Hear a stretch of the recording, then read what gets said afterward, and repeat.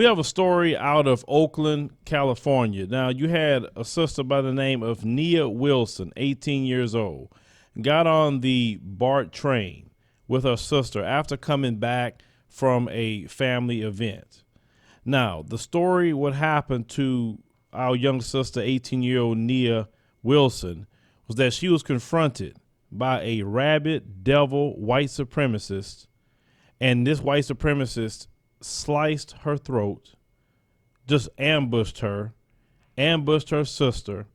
I want you to hear the account of the sister who was actually stabbed, and then the video is going to play afterwards of her father and what he's experiencing, hearing his daughter being savagely murdered by a white supremacist. But let's roll that first clip. I feel like I didn't protect her like I was supposed to. Little sister was the most sweetest person on this earth, you know? She didn't do nothing to nobody. I didn't do nothing to nobody. And for this to happen is just outright crazy.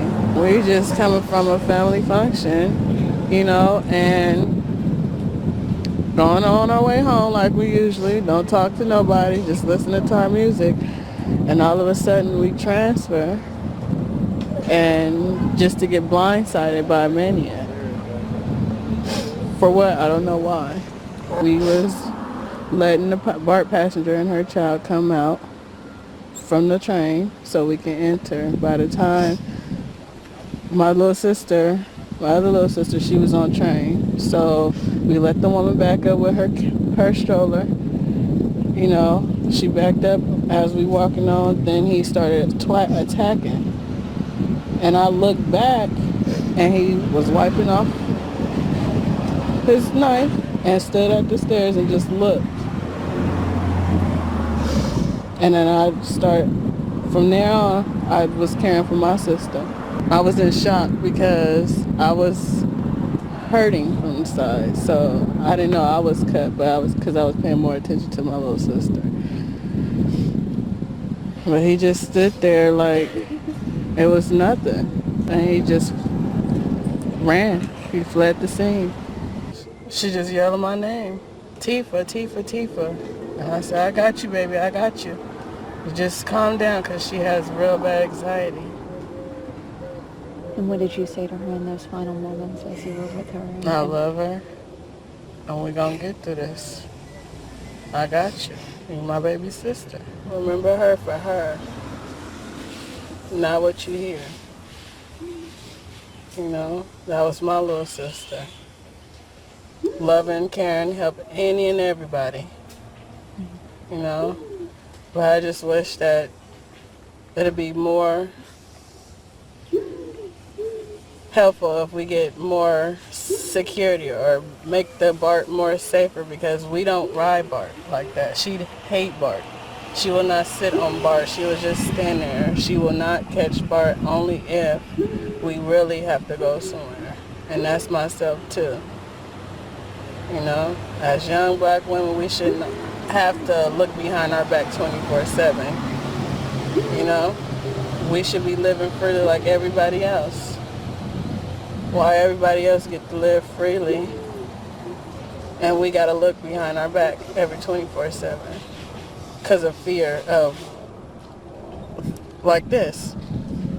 You know, he didn't know us, we didn't know him. Wasn't no altercation, but he just felt upon himself to take his anger, or whatever the case may be, on innocent women. I just want justice for my sister. They called me crying hysterically. I couldn't understand what she was talking about. She told me to get here to MacArthur BART. I get here, I see all the police and ambulance, and I run up the platform and I see my youngest daughter laying up under a tarp dead, you know? I want justice for my daughter. I want justice for my daughter. Please help me get justice for my daughter. Man, I work at Highland Hospital. I see this every single day. I never imagined myself going through nothing like this. That's my baby girl laying up there. You know, I want justice for my daughter, you know. What did the police tell you about a suspect? Did they tell you anything? I haven't heard anything from anybody, except a few witnesses said it was some white guy in a red striped shirt who just stabbed my daughter randomly and ran off. Man, I'm sorry to hear it. Sorry to hear This, that. this is a parent's worst nightmare. I see this, I watch this on TV. I never imagined this happening to me. Oh my God. Now, the white supremacist, his name is John Lee Cowell. He's 27 years old. He is a career Neander thug. He was already out on parole as it is now. And that's the picture we put up of this white supremacist terrorist. Now, the media was very, very slow to put up this animal's picture. Let's put up another picture. You could see him with the knife. The media didn't want to show that. See, the media always protects the white supremacist. They don't want to speak up for the victim. You know what the media, KTVU TV, done in their report? Let's put that picture up. They posted a picture of the victim, not even dead, 24 hours, and they're trying to demonize this young girl by posting that picture in their news report. This is what they're doing already to this young sister. And so what if she had a gun? I wish she had a gun that night. That devil came up to her and killed her, because she could have stood her ground and protected herself. Black people have Second Amendment rights in this country. You got all these white folks taking pictures with guns all over the place, and that's okay. Nothing is said. But a moment a black person, they are murdered by a white supremacist terrorist, and then you find a picture on their social media page and you're posting it, saying, see, like, what's the point of posting that picture? That's what I want to know. What is the point? It's not illegal to have a gun in this country. Second Amendment, right? The thing is, this young lady was ambushed. She was sitting there minding her business, listening to her music. And this is what this white supremacist terrorist done to her. At the same time that he done this, the white supremacist group called the Proud Boys is in town. And they're supposed to be having a meeting. Well, the word got out where the Proud Boys was going to meet at, and the squad showed up because someone out there in Oakland that's there and showed up, say the squad's out there waiting on them. And then the police showing up, of course, to probably protect them. But I don't know if they showed up or not. We don't know. But knowing them, how cowardly they are, they're not going to show up when they see a bunch of black men out there waiting on them. This is the thing. Family, we are on high alert nationwide. Your Congressional Black Caucus is not going to say this. The mainstream media is not going to tell you this is black people.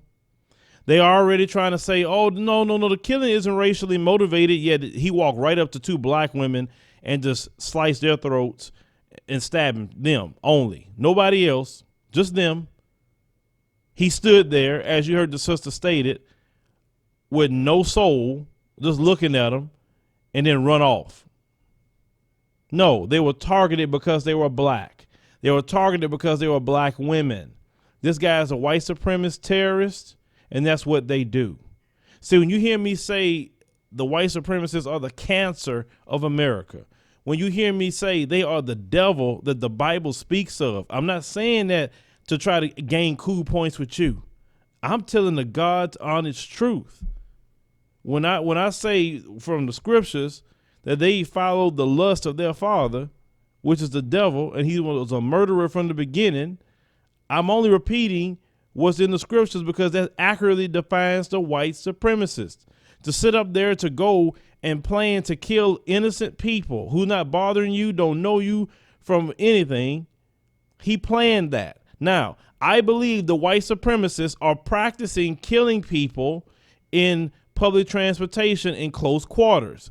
There's a story that I reported on last year of another white supremacist by the name of Jeremy Christian. Let me play that little short clip real quick. Started stabbing people, and it was just blood everywhere, and we just started running for our lives. Destiny Mangum was sitting with a Muslim friend who was wearing a hijab when police say alleged white supremacist 35-year-old Jeremy Christian went on an anti-Muslim tirade Friday afternoon. 3 men stepped in to calm him down. He told us to go back to Saudi Arabia and to get out of his country. This white male from the back of us came and he was like, "You can't disrespect these young ladies." Then they just all started arguing. Police say that's when Christian stabbed all three. 23-year-old Talisha Namkai Meshe and 53-year-old Army veteran Ricky Best were killed.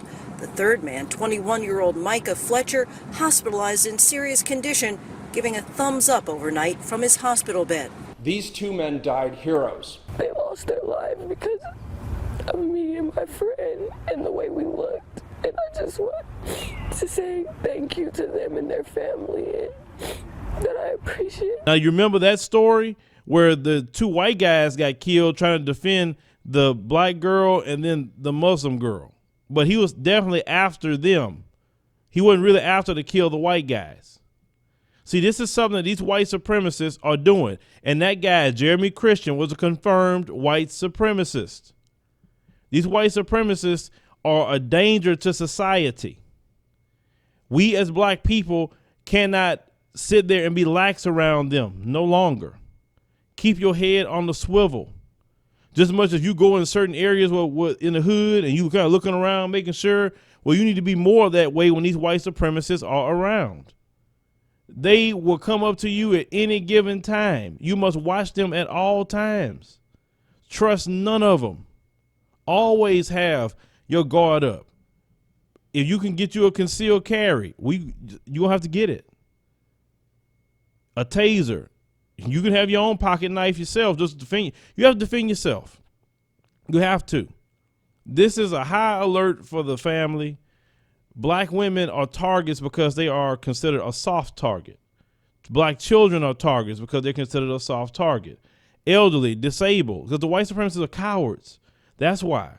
They're not going to go to the hood where them brothers at that's ready to give them some work. They're not going to do that. They're going to go target women and young girls like this. This is who they are. They are the epitome of cowardice. This is the thing that I must say to us. At this point in time, now you're seeing the white supremacists are amping up their murderous ways.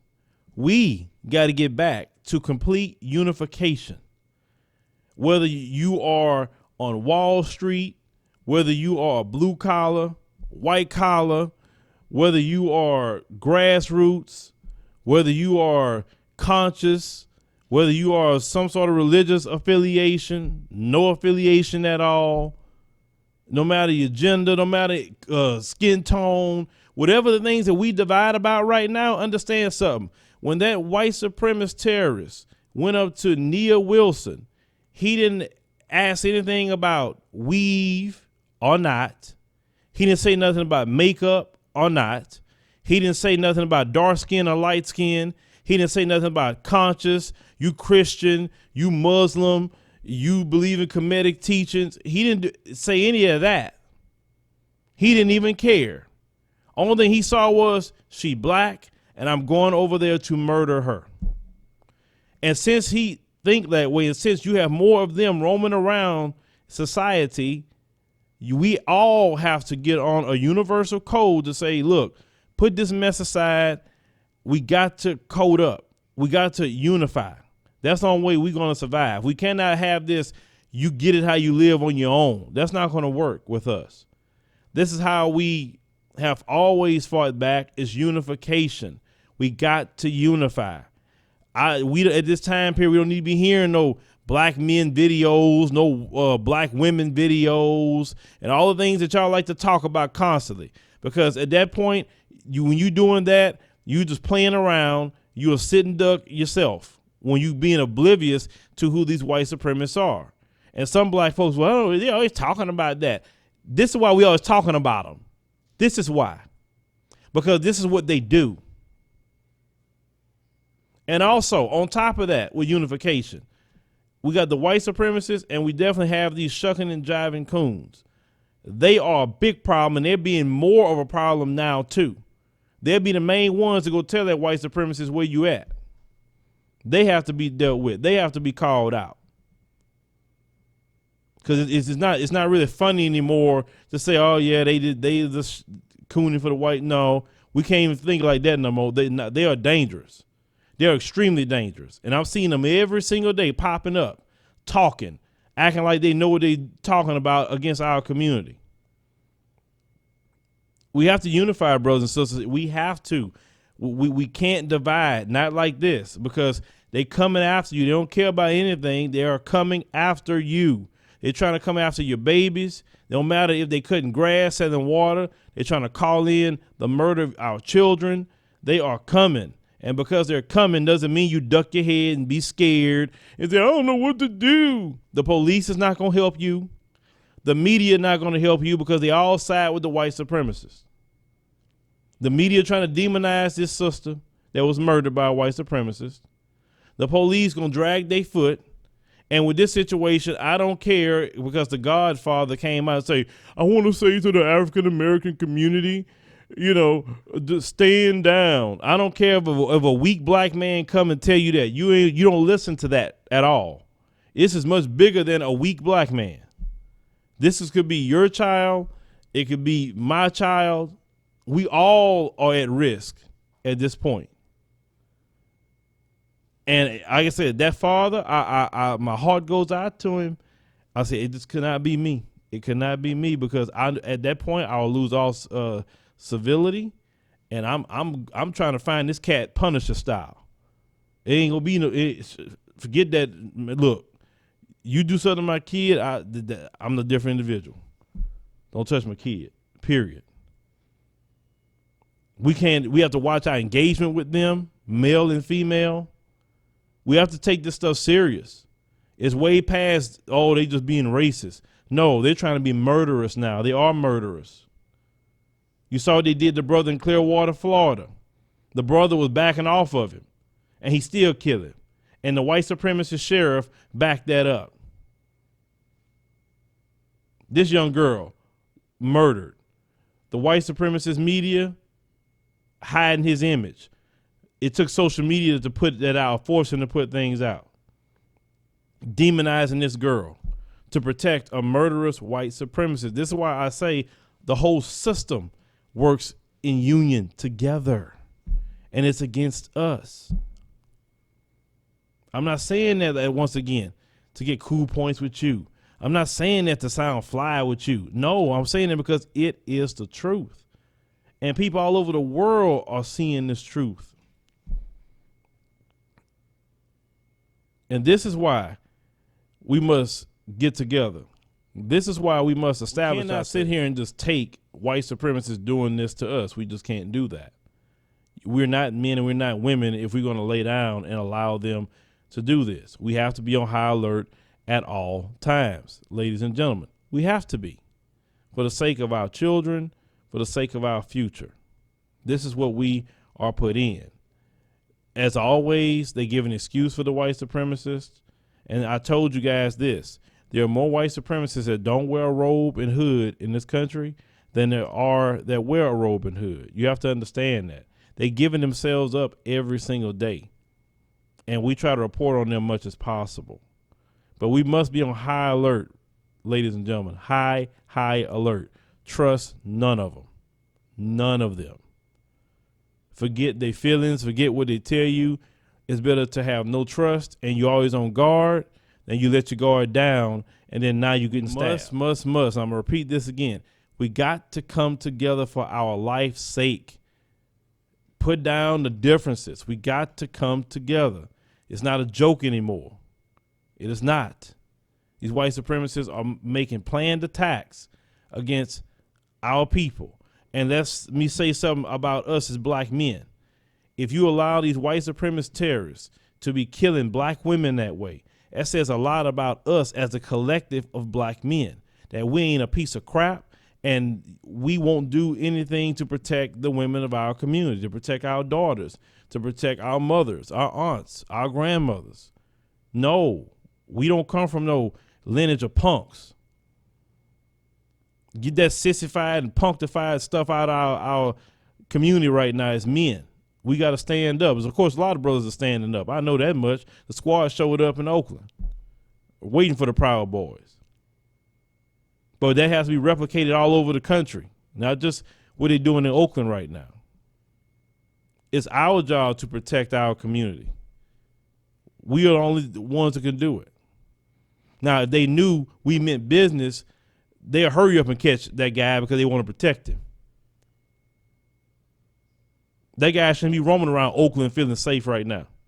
He shouldn't. He murdered somebody. Why should he be walking around feeling safe? He should be to the point of saying, I'm going to turn myself in because I don't want no more trouble. That's evil what that guy did. And if you want to see the aftermath of what happened, you can go to our Instagram page and you can look at one of the posts that kind of show what happened in the aftermath. I didn't want to post that here because YouTube's, rules, but check it out over there. But this is serious, ladies and gentlemen. Please think about what I'm saying. We must be on high alert, put aside the differences. Let's get together because we're dealing with a group of people, the white supremacist terrorists, that want to take us out. But leave me a comment. Let me know what you think about this particular story. We're going to keep following this story until we see what happens with this guy.